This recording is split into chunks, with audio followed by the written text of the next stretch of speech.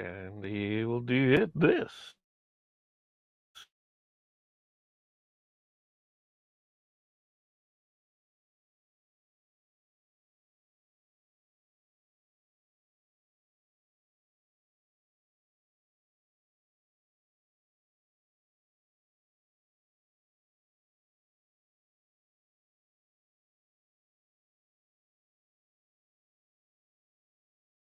Started off as a PG podcast, but then Devin just kept on dropping shits and fucks, and now... That's right. We are live. The ghost faced himself, Brandon Tanev. This isn't like the start of last season when it was just, it looked like the Canucks were just a beer league team not playing defense at all. And just before Chris goes, no, I'm kidding, Chris, you can actually go now. no, hold on. Oh, we have to give more time for coming on late. So. I still had, hold on. All right. Chris, go, and then I got something else to say at the end. So, an elf and a midget in 2 back-to-back games. Yeah, he's definitely on a friendship tour for sure. Saying, oh yeah, I'm okay with him being, the 6'7" defenseman. No! He is a AHL defenseman right now. Look, Shonky, don't mind Devin, okay? We all struggle with Devin, so you know. Well, hello, everyone. Welcome to a special live edition of the Shifts and Pucks podcast on a Monday morning, all across where you are, as we have some huge breaking news involving the Calgary Flames here. So you follow us, of course, on Twitter at the Shifts and Pucks, youtube.com, Shifts and Pucks, facebook.com, Shifts and Pucks, twitch.com, Shifts and Pucks, or wherever you get your audio.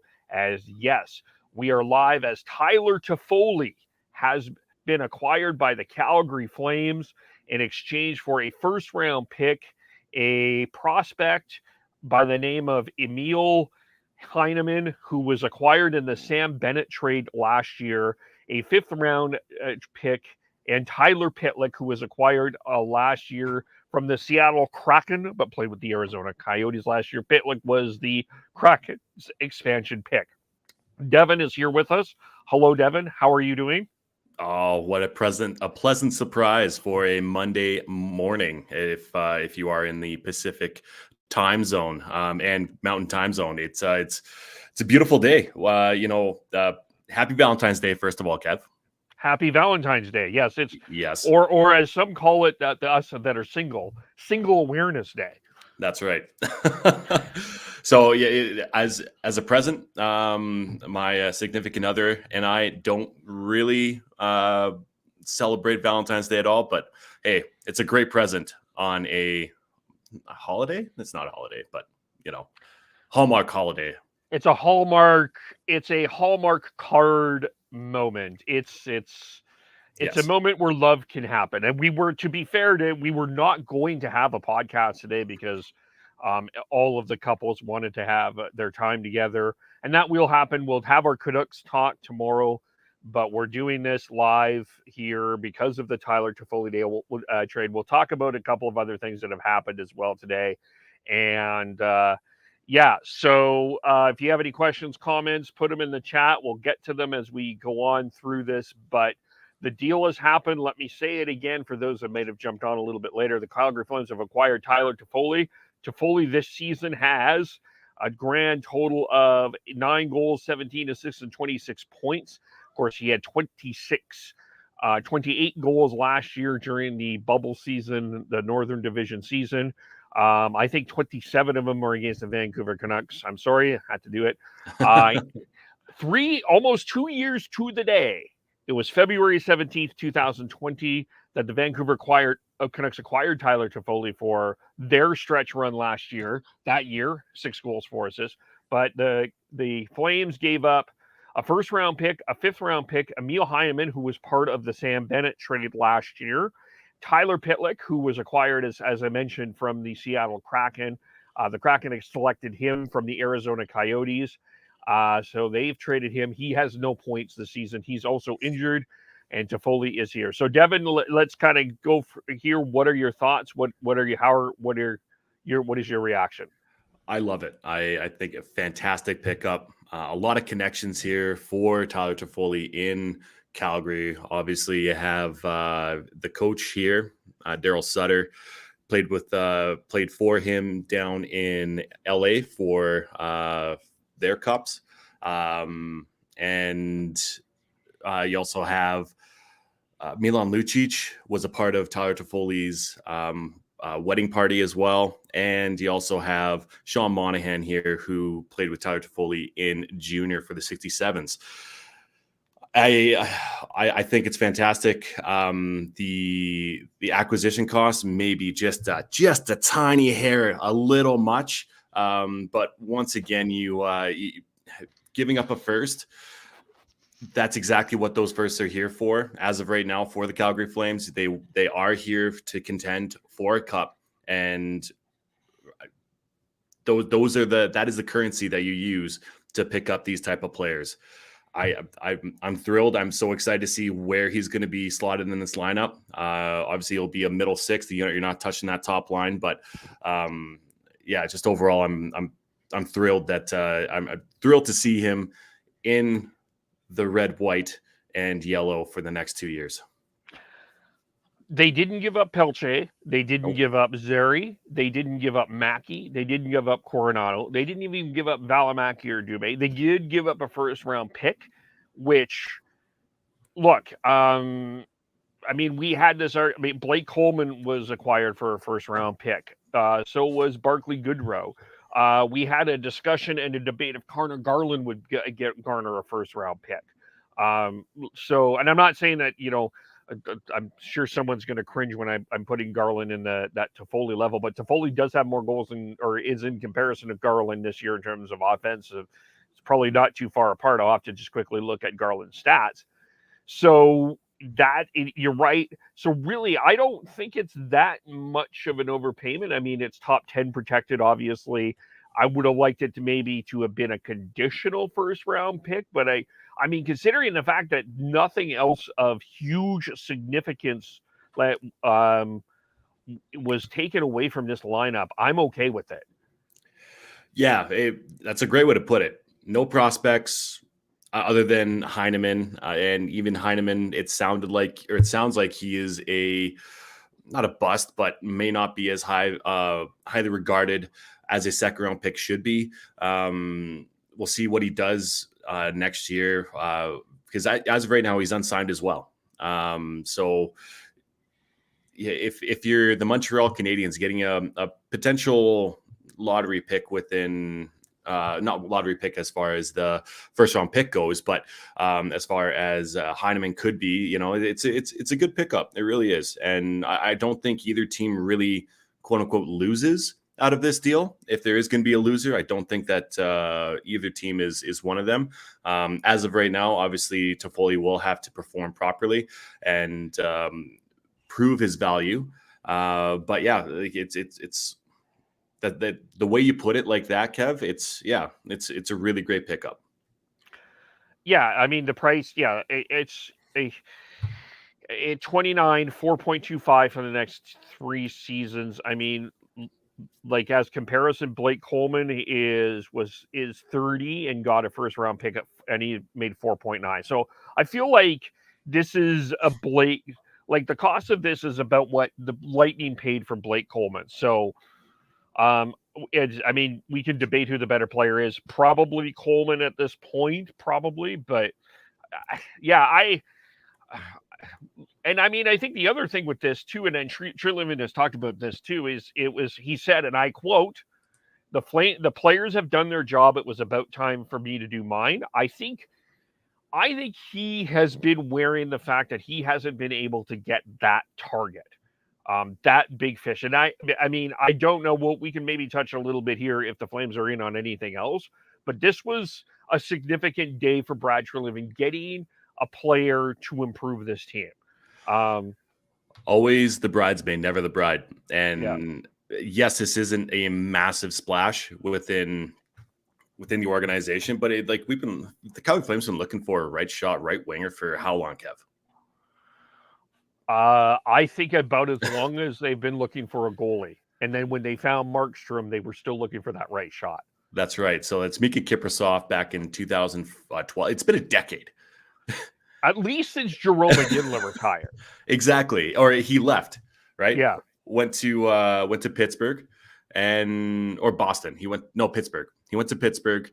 And yeah, it's been a long time. So finally, yes, he's not a top line right winger, but still, if you're looking at the lines right now, you have you can put Dubé onto his proper wing, bump down Brett Ritchie, and then you have I think that they should be rotating Trevor Lewis and Brett Ritchie out every once in a while, depending if they're hurt, banged up, injured, anything like that, or even potentially Milan Lucic. I think Radomir Zichka has been a great find, essentially, to be on that fourth line.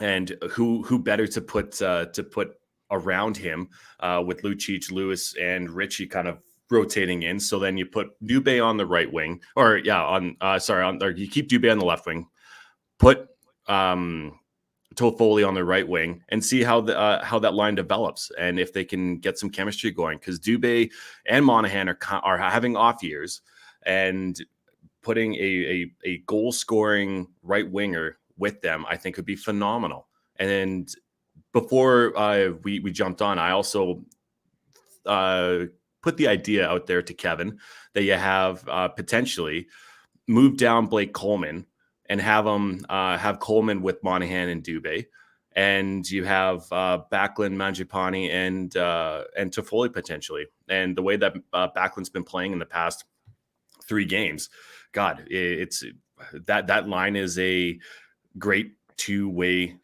line. Not saying that Coleman wasn't that, but Coleman just didn't have the goal scoring ability as Tyler Toffoli does. So I think any way you put him into that middle 6, it'll work out very well. It just my question is, like, where is the chemistry going to be? But I think he starts out with Monahan and Dubé. I do too. You also right now. You don't want to break up that Backlund, Coleman, Mangiapane line, because they're starting to get it together too.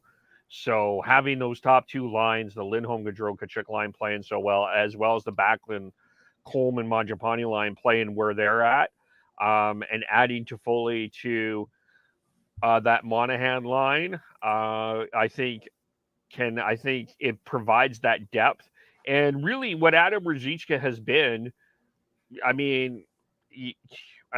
thought I heard Daryl Sutter call him the number 3 center on this team this weekend. Maybe I missed that, but he's definitely staying. And I really do think that you keep him with Lucic and Lewis, and Brett Ritchie becomes your 13th forward. Ideally, and God love Brett Ritchie and his effort, but it's just I don't think it's enough right now.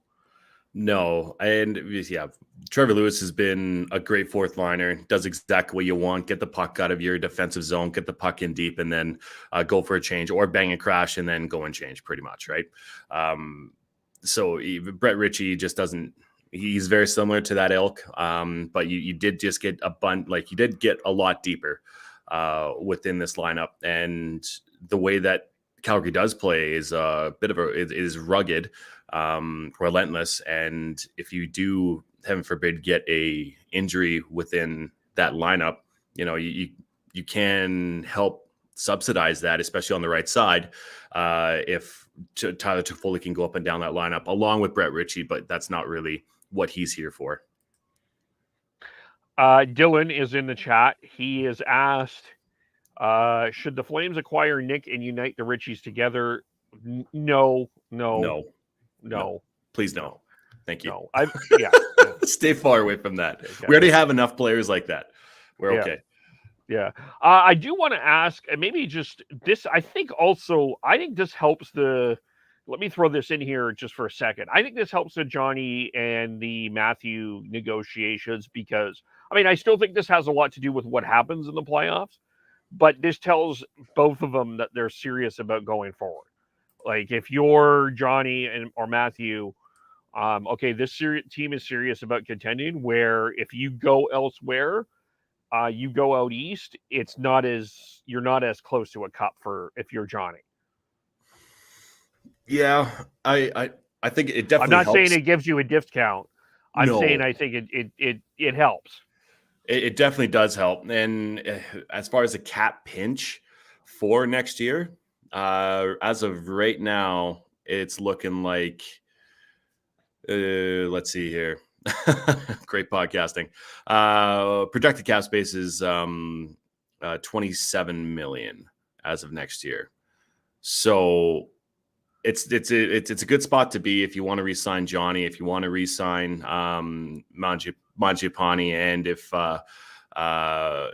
obviously Tkachuk, signing him long term is ideal instead of him just doing his $9 million for 1 year and then he's off to UFA. I think overall you really just want to focus on the here and now, which is get in the playoffs, keep rolling. You've won 6 straight. You do have some, two of the opponents this week are, not easy, but definitely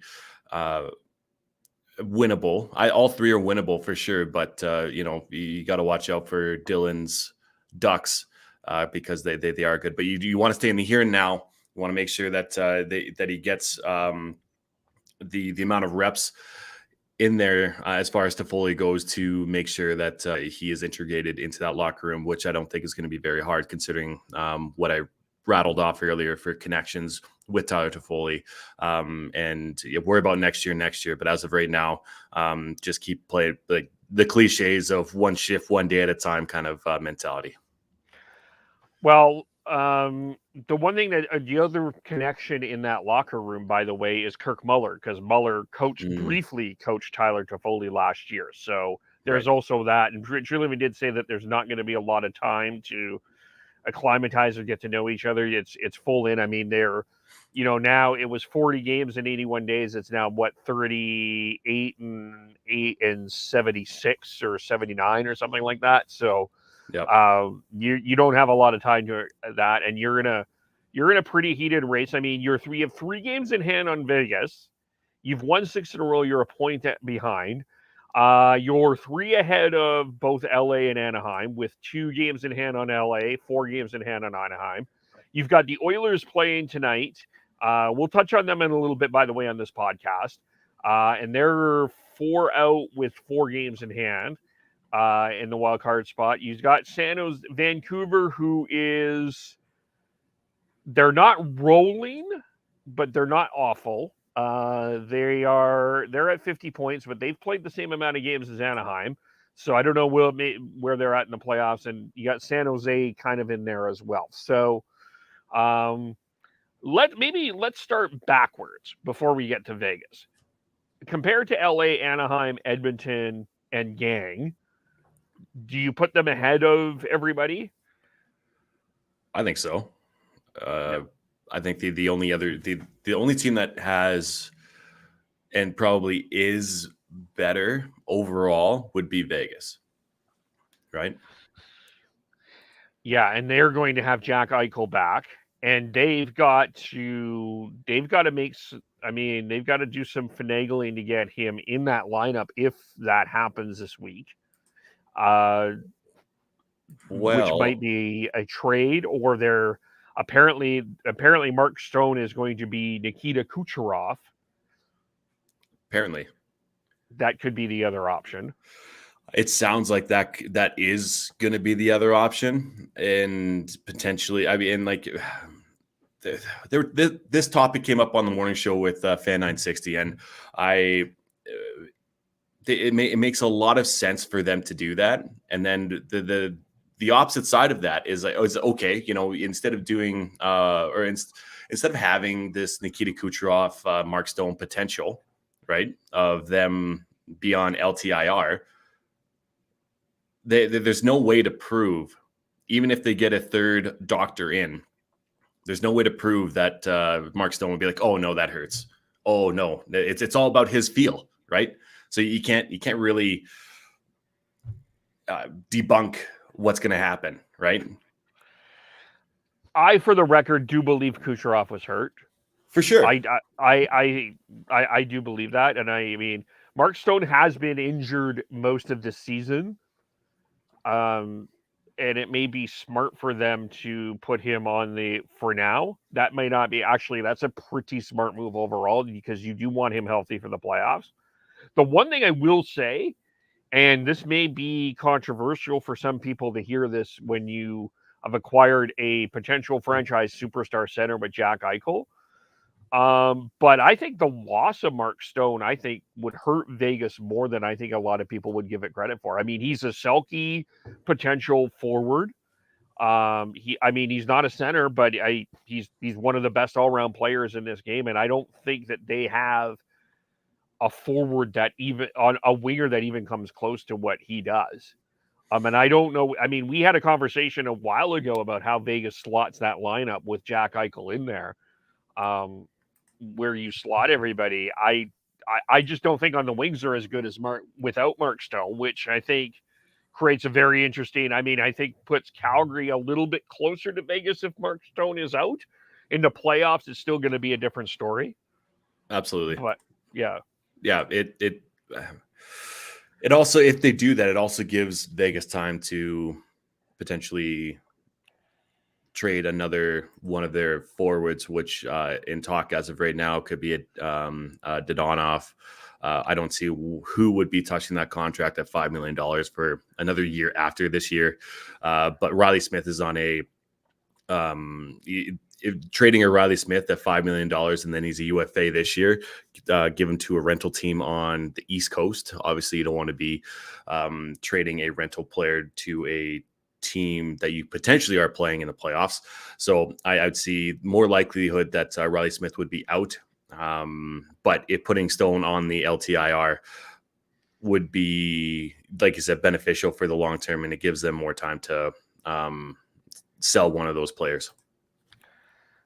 Yeah, that's a tough. Smith. I still think Riley. I've always liked Riley Smith, and I mean, I think he'll be a good acquisition for somebody if he is traded. But it'll be interesting to see on that hand. But wouldn't be surprised if he goes back to his stomping ground in the good old Boston area. He has a Boston Bruins sort of look, doesn't he? He is a Bruin. He has that feel about him. He had 2 years with Boston in 13-14 and 14-15. And I think that with the lack of scoring, or not the lack of scoring, lack of depth, let's put it that way, lack of depth within the Bruins organization, Riley Smith would be a good fit there. Yeah, that might make sense. So, I mean, I think we both agree that the Flames and the Knights are probably the two best teams in this division. Where we put them in terms of the Western Conference, I think, depending on who comes out of the Central. I mean, Colorado's ridiculous, and probably the odds-on favorite, but you still have Minnesota hanging in there. You still have, and I mean, by hanging in there, they're at 61 points, which would be in first place in one. Maybe it would tied for, it would be in first place in the Pacific anyway, but they're still one of the better. They're on a roll. Yet Nashville kind of hanging in there, and you still have St. Louis who you can't count out either. So, and I mean, from the Flames. Just on the Central, talk about a massive win by Minnesota over in Nashville. Hey, this past weekend, that was massive, and Minnesota has. Math 3 games in hand for Colorado and 5 games in hand on Nashville, and they're in second place right now. Like that, they could get up there and overtake Colorado for that top spot in the Central. Yeah. Just on another side note, you know who has been, I don't think enough people are talking about, and I think should be in the Vezina conversation, is Cam Talbot. That's your boy. Cam Talbot should be in the Vezina and probably the Hart conversation. He is. I saw a stat. I'll have to pull it up. The last few games, he's keeping. Yeah, he had a rough Winter Classic, but he's been rock solid, rock steady for the Wild this year. Especially at that cap hit. What is it? $3.666 million. It's you talked about this a while back of how that was a massive miss by Brad Treliving not bringing back Cam Talbot. And people have brought up the idea that if you kept Talbot and signed Toffoli, you probably would have been in a better space than signing Markstrom. But I would argue, I'll counteract that. I think getting Markstrom got you Tanev. Yep. And I would argue that that's turned out to be a better deal. And you ended up with Toffoli anyway. Yep. Totally. So, and as far as Talbot for the Hart, he's only played 28 games. And I know that for a number one, he's just on the lower end of games played within that realm. And Kokkonen, he's been taking the rest of them. So I definitely agree with you that he could be within that conversation, but he needs to play more down the stretch, and he needs to be lights out. And as far as the Hart goes, but you also have the heartbeat of that team, which is God, I'm terrible with names. The Russian kid, Kaprizov. Yeah. Right. And he is the heartbeat of that team. So if it's going to be on anything, it would be Kaprizov over Talbot. But Talbot has been a sneaky good find for Bill Guerin and the Minnesota Wild. They've been alternating goaltenders, but Cam Talbot 4-0, 1.36 goals in games average, and a .955 save percentage with one shutout last 4 starts. Yeah. So yeah, totally. And he'll get votes for sure. He will. It's just it won't be. I don't think it'll be close to where Saros is to potentially Markstrom, Shesterkin, Vasilevsky is always there, right? Yeah. It's an interesting race. And by the way, Markstrom was named the first star of the week. To me, I think ultimately Treliving and the Flames. I mean, as much as it's easy to criticize a lot of what the Flames have done over the years in terms of what they've not gotten, I think ultimately getting Markstrom, getting Tanev, and they ended up getting Toffoli. So I think ending up, I think Treliving has been able to push, and I think with some encouragement with Sutter in terms of just pushing the right buttons of where this team needed to go. And I think the team is becoming a bit more mature. There's a maturity to this team. I mean, you look at the game against the Islanders, they played, the Islanders have had some tough luck, but they are still such a hard team to play against. Not enough offense overall, but hard to play against. And they came away with a really solid victory. I mean, they're playing playoff hockey right now. I really am starting to notice. Maybe this is for a future conversation, Devin, but I think that some teams are starting to make some business decisions when they're playing the Flames. Yeah. Whoever's playing the Flames needs to come and give everything they have. If Calgary is playing at the top of their game, which they are right now, we have 2 top lines that are rolling. The potential for, especially bringing on Toffoli, slotting people and getting deeper. That third line, if that third line starts going, as of right now, Daily Faceoff has Coleman, Backlund, and Toffoli on that second line. And then you have Dubé, Monahan, and Mangiapane. And man, maybe they're listening to us. Maybe Daily Faceoff just listened to you and switched the lines. Maybe. I mean, it'd be smart of them too, because I know my shit, obviously. Yes, exactly. Yes. If you do have Mangiapane on that third line, having one of those puck retrieval guys in Mangiapane who has that high-end skill, that grit, determination, that spark, that might spark that third line with Monahan and Dubé, who are struggling this year. And that is if Mangiapane or Blake Coleman, whoever's going to be on that third line, if Toffoli's on that second line, if either one of them can push the buttons properly for that unit, oh my God. Monahan, he can score. He can score. We know this. There's been multiple times where even I've been surprised at his speed this year. Like he works his ass off. He's been working a lot harder than I think he has been in the past. And not being on that top line, you have to. So, and I just talk about one of those people, either Coleman or Mangiapane, to drag people into that fight. I think that'll be a massive benefit for whoever's on that third line for Monahan and Dubé. Yeah, and I think Monahan, man, I mean, you're right. He's had a rough year, but I mean, I still think there's something there. I'm not a guy that wants to give up on a Monahan. Mm-hmm. Like in terms of his career, I understand he may have to go elsewhere. I still think Sean Monahan has something left. He definitely does. It's just, realistically, who's going to take him? I don't know if there will be many takers at Sean Monahan at 6.375 for next year.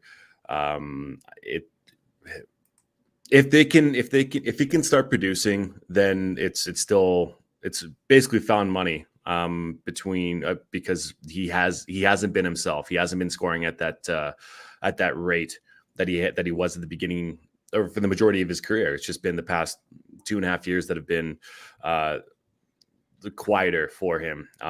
So if he's just even starts producing at half point a game, I'm happy with that. Yeah. Hot Take Hockey. Hello. What's up, John? Big trade. That's right. If you guys have missed it, I'll just reiterate it again. If you guys are jumping in, it's Tyler Toffoli to the Calgary Flames for a first, a fifth. Tyler Pitlick and Emil Heinonen. Sorry, the first round pick is top 10 protected.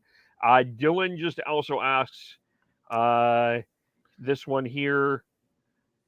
If I actually predict Calgary tops the division, ends up with a tougher matchup in the process. Would you rather have the Oilers, Ducks, Kings, Canucks, or St. Louis, Nashville?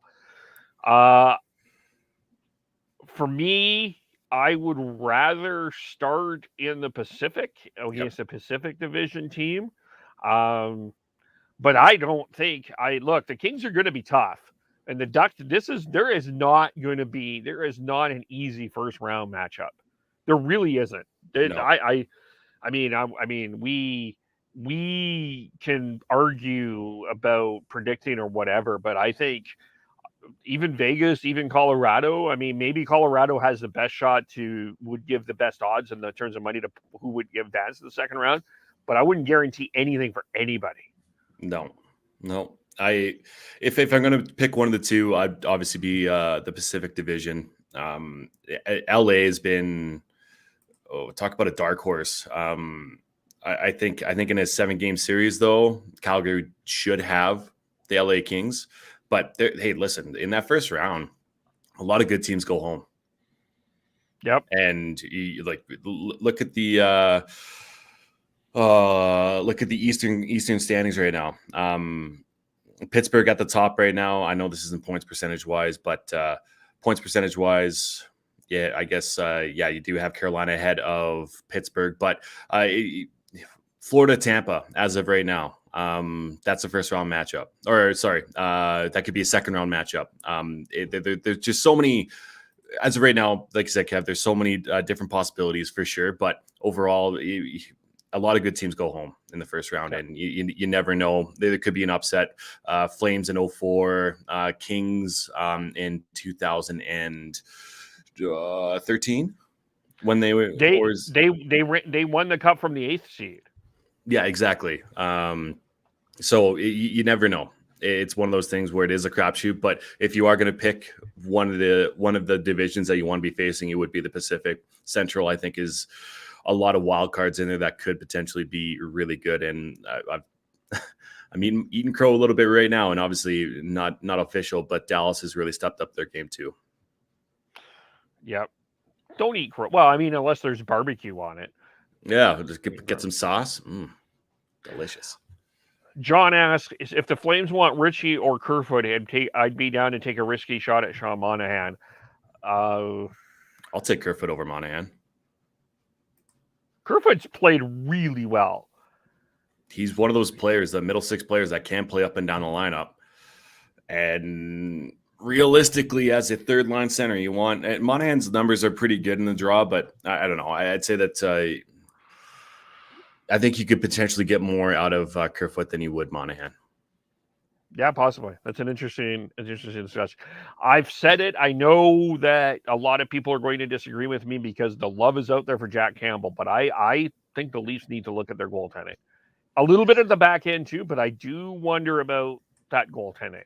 The Leafs threw 48. We're just going all over the place. I'll ask about the Flames we'll get back to Flames here in a second. But the Leafs threw almost 100 shots at the Flames and the Canucks the last two games. And I think if they had better goaltending against the Flames, they probably win that game. The Canucks, I don't think Mrazek was awful. Demko was awesome. But your first round matchup is either Tampa or Florida at this particular point in time. And you just, you're matching Andre Vasilevsky, one of the best in the game. And I just can't see how you win that series with a Jack Campbell or Peter Mrazek. I think talent for talent wise, though, I think the Leafs have you take the goaltenders out of this. I think the Leafs are not that far out, talent for talent, without the goaltending. I think it's. Defense, you probably give it to Tampa because of Hedman. Yep. But you've got. I'm really liking what I'm seeing from Austin Matthews this year. I think he's becoming a more of that 200-foot player that we like. Tavares, I think, is getting a little bit better. You've already talked about Kerfoot. It's the goaltending where I get concerned. Yeah, it's either way you dice it up on paper. Florida and Tampa are, I think, better. They're deeper. The Barkov, Huberdeau, Sam Bennett, playoff Sam Bennett. He can be detrimental, but he can be absolute beast for you. I don't know. It's hard to really take a step back and say who potentially could be better. But yeah, you are right. The defense is hit and miss on this Leafs team. And yeah, go back to goaltending. Mrazek, he's a good 1B. He just gets injured a lot. So if you can minimize his starts, kind of keep him rolling though, at the same time, it's a fine balance between having him sit a long time. Like, I guess, we're talking about Calgary, Daniel Vladar. I think that he needs to get into the lineup and play some games real soon here. But Jack Campbell really needs to be on a hot streak because he is. I think if Toronto is going to go far in the playoffs, Jack Campbell needs to be the Jack Campbell at the beginning of last year, and I don't know if he has that in him. And Mrazek could be that as well, but I'm not banking on that because of his injury history. Fair enough. So back to the Flames. Are they done? Are they? Do you see another? Do you see something bigger in terms of forwards for Tyler Toffoli? Oh no, I don't. They definitely, something could be out there. Overall, I don't want anything else because, as we mentioned at the very top of the show, you can't not giving up any sort of prospect as of right now in the system. We just gave up you gave up Heinonen. What? How do you say his name? Emil Heinonen. Heinonen. Yes. Yeah. Heinonen. Who, like I said, is a bit of a gamble to potentially play any significant NHL minutes. If there's going to be a bigger splash, it's going to be another first and then some with Pelche, Zari, Coronado, Valimaki, Connor Mackey. Like those are the type of players that you want to keep to make sure that you do have your cupboards full, just in case shit does go south for the Calgary Flames within the next year or two, and you have some hope for the future. It really depends on who's coming back, though, in that same breath. But I don't see them going out and making a bigger splash than Tyler Toffoli. If anything, they'll do some depth pieces on defense, and maybe one more move on the forward ranks. But even then, I don't see them really going for anything other than potentially defense. Yeah, I do think they do need to address defense. I mean, I think Zadorov has been fine but inconsistent. He's a roller coaster, man. So much fun to watch, but you have no idea. I mean, it's great to watch a guy like that live, but if you're a coach or even a fan of the team, it's hard to watch that. Yep. And I mean, the Ben Chiarot name came up. There was some speculation he may have been part of this deal. I'm loath to give up a hefty price for Ben Chiarot. I don't think he's top 4. And I think I still would debate that he's better than Zadorov right now. It's hard to say. I mean, Jeff Merrick made a very interesting point today. If you listen to the Jeff Merrick show, he talked about, I mean, yeah, it's great to get some of these guys that are on from these fire sales, but what is their attitude? I mean, we know Toffoli will be a fit because he knows everybody here, and we know that Ben Chiarot will be a professional, but where is Ben Chiarot really? Like, that's a guy that I think is the Canadiens are hoping someone overpays for. And if I'm the Flames, I don't get involved in that. No. I think there's other options out there. You are right. He can be slotted into that second defense unit, but ideally you want to keep him on that third line to play on the PK and block shots. But other than that, I don't think you really want him any higher. And I don't think he's better than anybody in that top 6 or that top 4 for the defense for the Calgary Flames right now. Yeah. So his cap hit at 3.5. If he was going to be coming to Calgary, I think you would want Montreal to retain some of that salary. And what are you giving up? Are you giving up a second? I mean, there's going to be a lot more.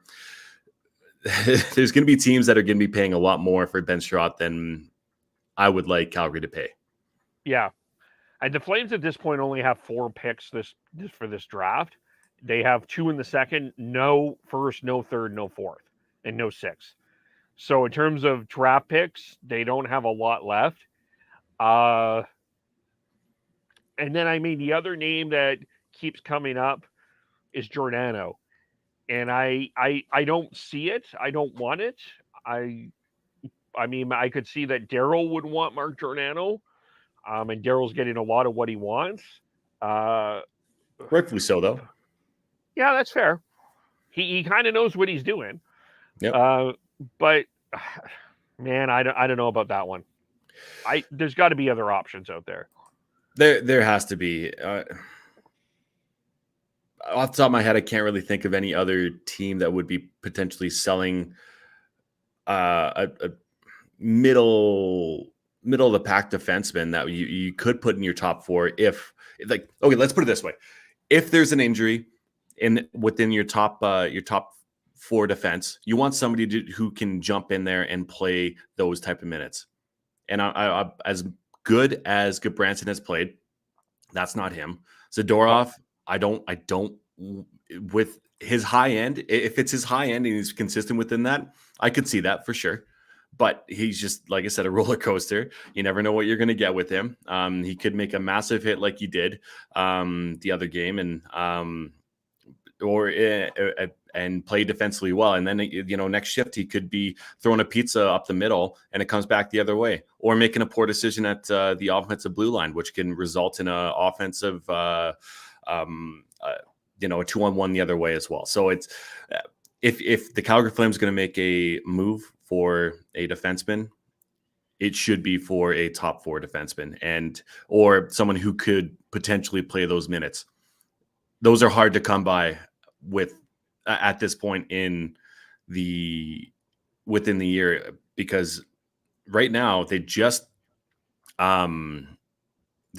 basically set the market for what a middle 6 winger is going to get. A top 4 defenseman, you're going to be paying a lot more. Yeah. Can I throw a name out that I may not be a fit with the Flames, but I'm just going to throw a name out. He's making $750,000. He's a UFA next year.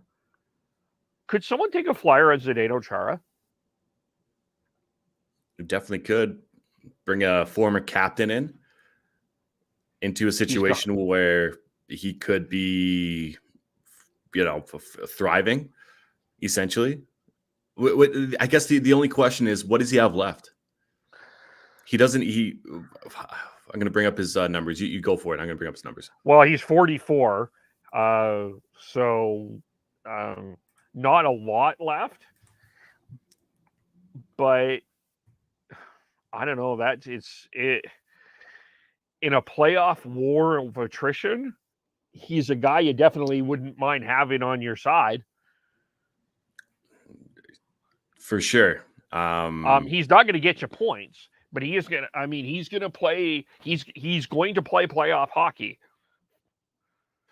He definitely will. And my question would be just, okay, where does he play every single game? I don't know. As of right now, I'm just looking at his time on ice this year, and he's playing 1834. If you could have him on your fourth line or on your bottom pairing defense and have him in and out of the lineup, essentially, that's a great pickup. That's a fantastic pickup. Talk about a person that would, or a player that would be able to play those type of minutes, get the puck out of your defensive zone. And I mean, you'd either have Zadorov and Chara, or you'd have Gabranson and Chara. Talk about a massive twin towers back there for your third pairing defense who could play on the PK, block shots. Yeah, I'd say it's an interest. I mean, he's got no goals, 5 assists. So, I mean, you're not getting him for offense, but no.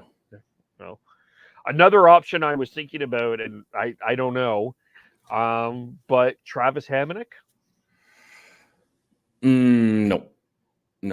I think you leave him alone. So if we go to hot take hockey here, he's saying Colin Miller from Buffalo, Connor Murphy from Chicago, or Klingberg from Dallas. I'd say Connor Murphy out of those ones because that'll be less acquisition cost, and he can play on your second pairing. And he's kind of I'm not saying he's Chris Tanev because there's only one Chris Tanev, but he's Chris Tanev light, and he'd be able to, I'm pretty sure he's leading the league in block shots or close to it. Rugged player. He hits a lot as well. Those are the type of players that you would want to get for the playoffs. And talk about a Daryl Sutter player. Yeah. Connor Murphy would be a great pickup. Yeah, that would be. Klingberg, I think that price is too high. Yep.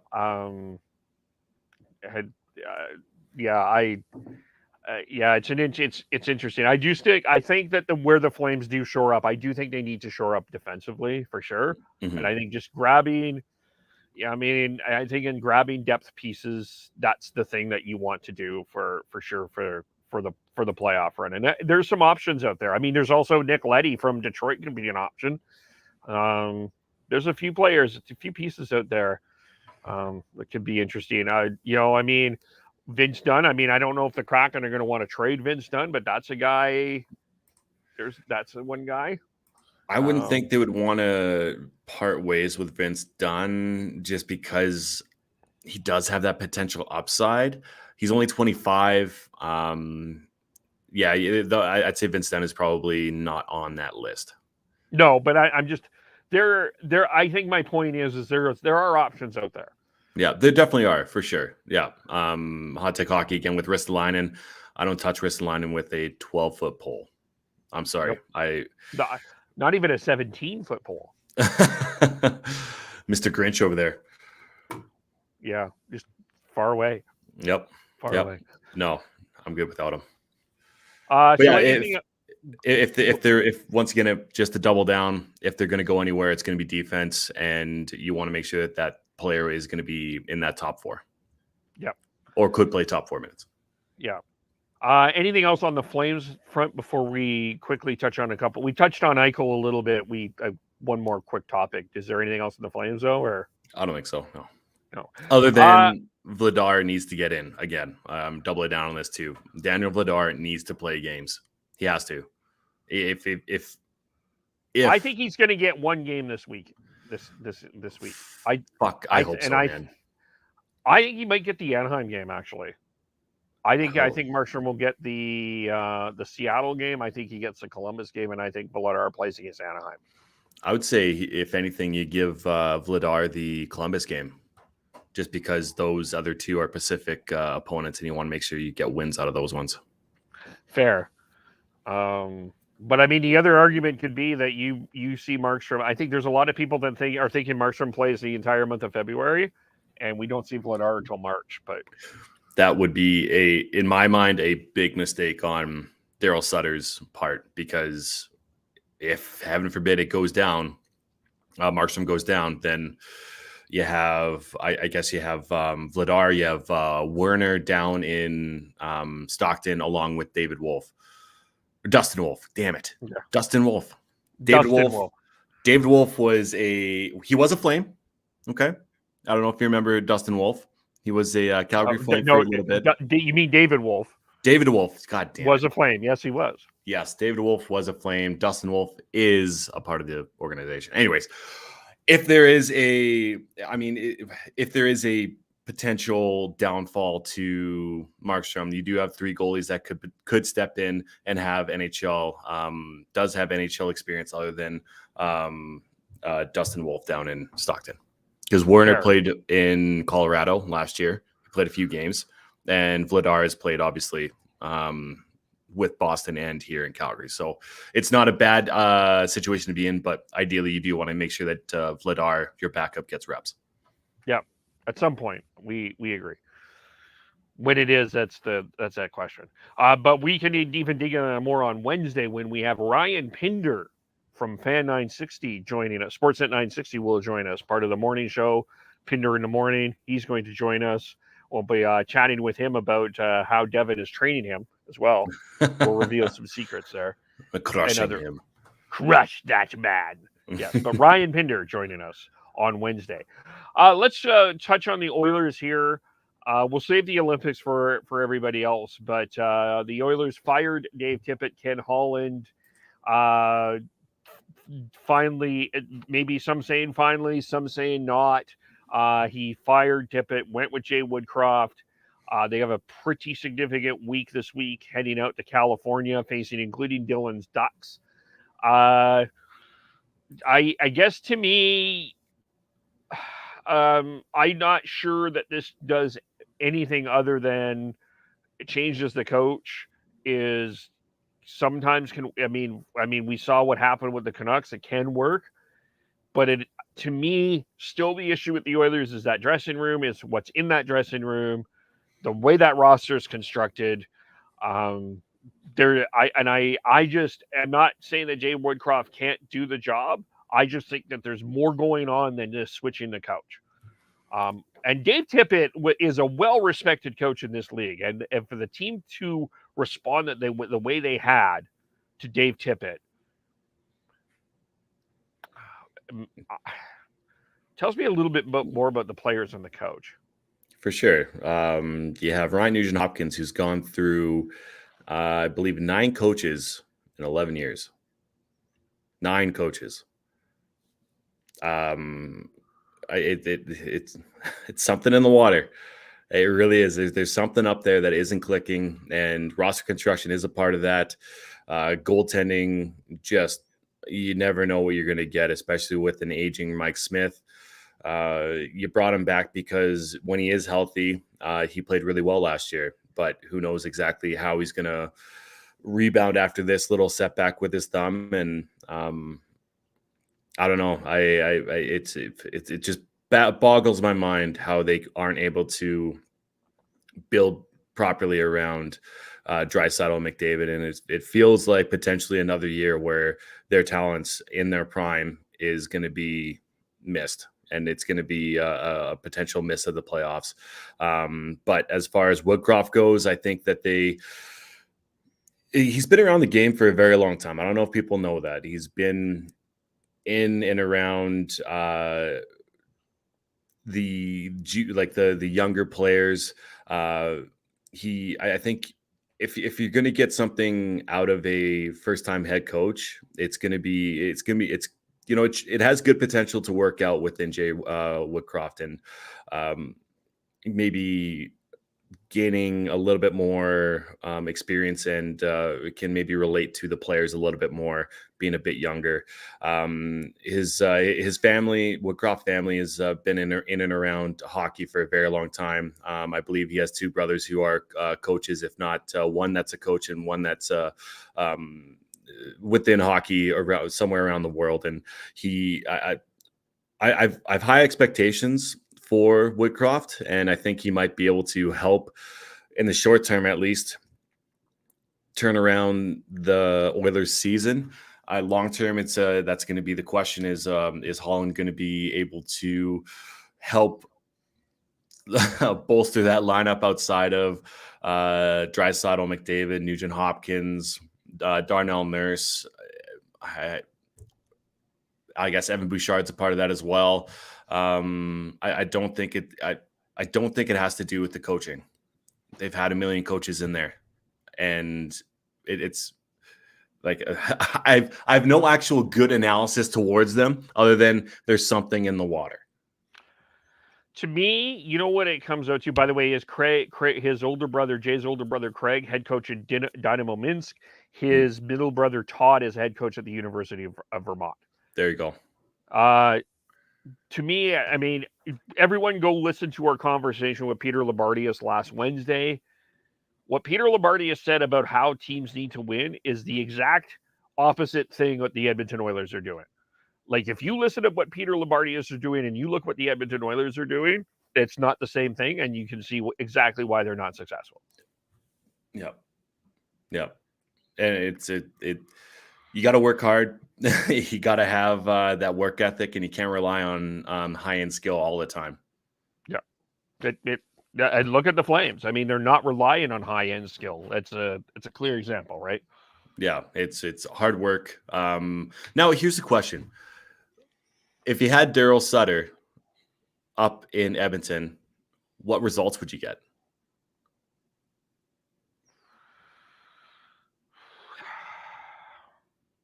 Because I bring up Daryl Sutter, obviously, because we're talking Flames, and I think that he definitely should be in have a lot of votes for the Jack Adams this year. So if you could, what would it look like? I think you get a much different McDavid. I think you that would be what would be interesting. Sutter and McDavid would be a very interesting conversation. And I think Sutter and that for sure. You talk about pissy. Can you imagine? I mean, you get that one moment with Leon Draisaitl. I mean, yeah, he's generally pissy. I mean, have you heard a Daryl Sutter press conference? What did you think of Adam Ruzicka? Fine. W's. That's W's. What W's. He's the greatest player I've ever seen. Yeah. But I think there would be a very different McDavid. Probably a better McDavid. I would say that it would be better than what they have shown and what has happened up there. But once again, I think it really comes down to roster construction at this point. Yeah, and I think Daryl recognized that with the Flames. I think he recognized the way that this roster was constructed and what was missing, and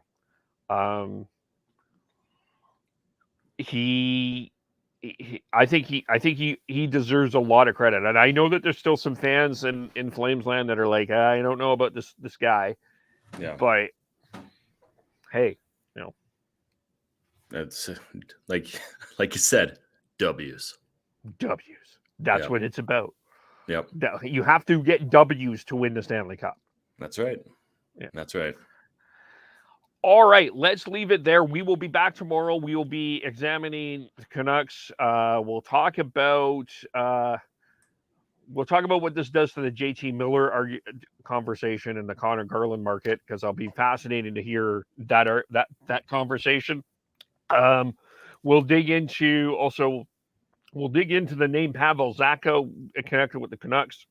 We'll touch on the Olympics as well, and then on Wednesday, Ryan Pinder is going to join us for some Flames talk. So we will be doing that. But how do we follow you and everyone else? You can follow me Yeah, it's weird. I'm going first on this because I'm normally last. You can follow me on Twitter at GordHouse09. Sean, Beardy Canuck 03, Chris is Schneids, SCHNAIDZ, Tyler TNOBLE, and I am KEVOLE, Shifts and Pucks on Twitter, YouTube, Facebook, and Twitch, and subscribe to wherever you get your audio. By the way, 21st, Monday, February 21st, Sean Warren and Area 51 is joining us for a special announcement on their future. They have wanted our platform to announce their future, so that's going to be exciting. So join us for that, and we will talk to you all very soon. Bye for now.